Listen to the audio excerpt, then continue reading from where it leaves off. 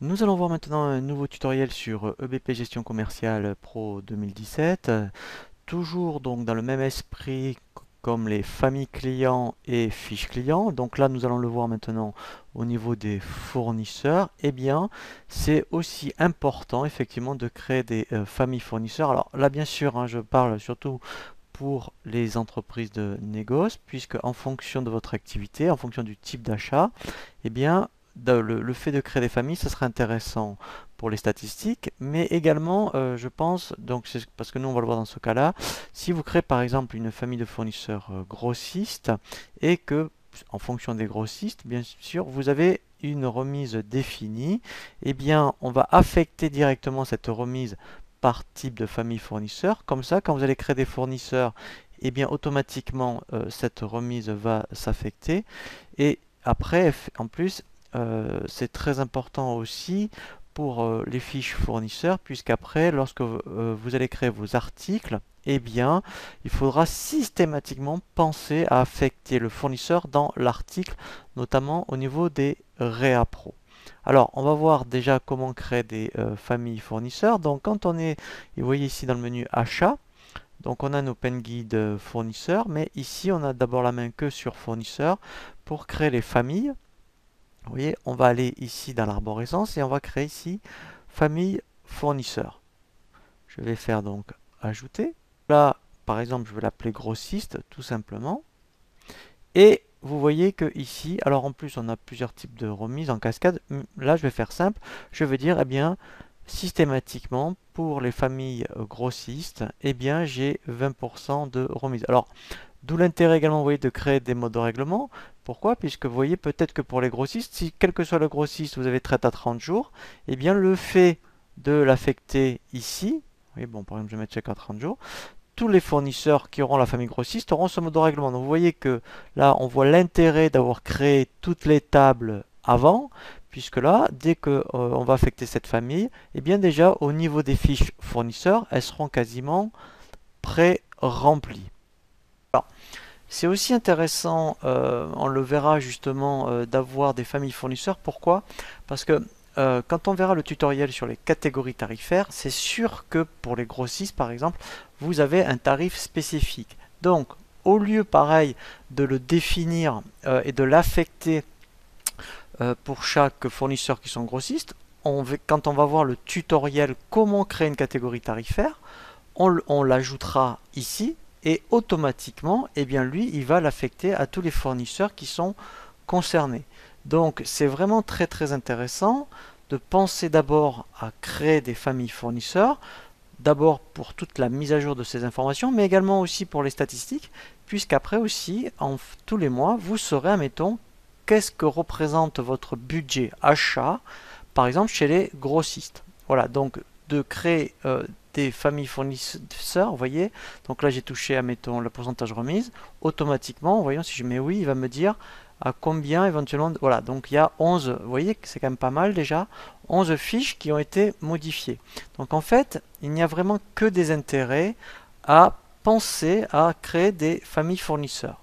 Une fois que vous avez créé donc des familles fournisseurs, effectivement, vous allez passer à une fiche fournisseur. Donc je vais en prendre une qui est déjà complète, comme ça vous allez voir vraiment toutes les informations qu'il faut indiquer. Donc je vais prendre par exemple celle-ci. Ici, donc, vous voyez, eh bien, vous rattachez la famille. Ensuite, vous pouvez indiquer si ce fournisseur est une personne physique ou pas.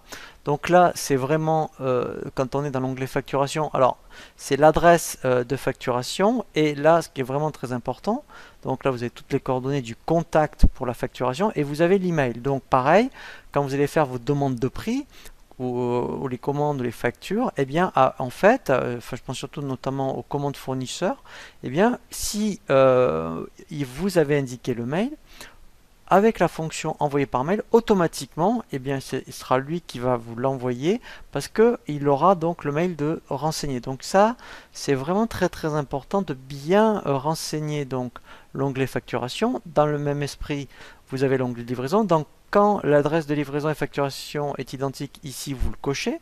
Sinon, dès que vous allez le décocher, eh bien effectivement, vous aurez la main sur l'adresse de livraison qui peut être différente et à partir de là le contact également. Vous voyez, si je décoche ici que le contact n'est pas le même que pour la facturation, vous pourrez aussi indiquer un contact propre, je dirais, pour l'adresse de livraison. Donc là, je vais remettre les mêmes.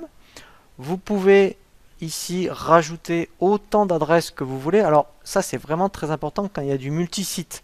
Donc là, quand il y a du justement, eh bien, vous commandez chez un fournisseur et que vous voulez que ce soit livré ailleurs, eh bien, on peut créer autant d'adresses que l'on veut. Donc ça, c'est vraiment très très important. Les contacts, pareil, vous pouvez rajouter, vous voyez ici, autant de contacts que vous voulez.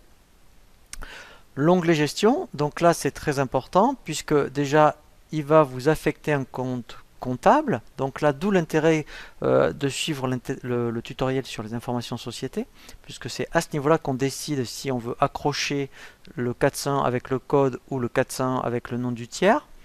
Et ensuite, vous voyez, donc par défaut, vous voyez, donc les 10%, comme c'est un gros site, il me l'a mis. Donc ici, bien, si vous avez des remises spécifiques, c'est ici que vous l'indiquez.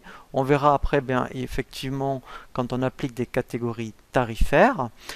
S'il y a une gestion des frais de port au niveau des achats, c'est ici qu'on l'indique. Donc d'où l'intérêt aussi d'avoir créé la table frais de port avant. On peut même indiquer un seuil de franco de port.